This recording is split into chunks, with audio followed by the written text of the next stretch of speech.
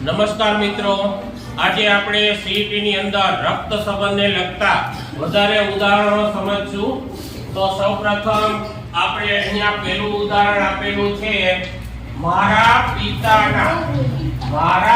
પિતાના પિતા મારે શું થાય. એટલે મારા પિતાના પિતા મારે શું થાય?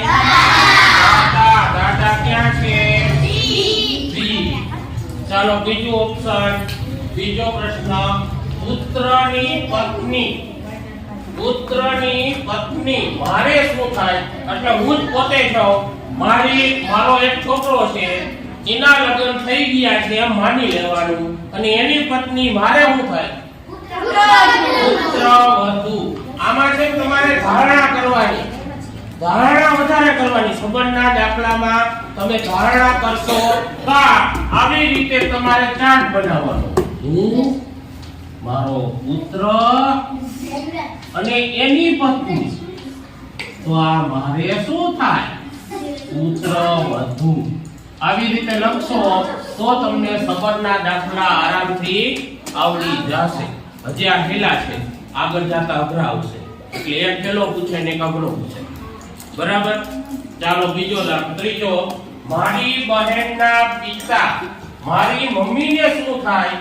મારી બહેન છે એના પિતા, મારી બહેન છે એના પિતા મારી મમ્મીને શું થાય? પતિ. ચાલો પિતા નો થાય, પતિ થાય. શું થાય?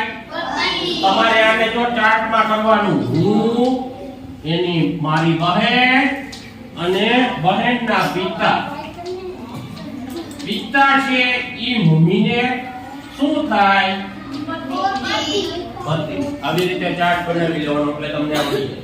ચાલો ત્યાર પછીનો ઓપ્શન, પતિનો નાનો ભાઈ એટલે ખાલી જગ્યા.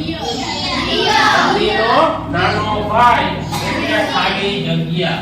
આમાં ધારણા કરી લેવાની. બરાબર. એટલે સરસ મજાના આપણે વધારે ઉદાહરણ આવતા વિડીયોમાં જોશું.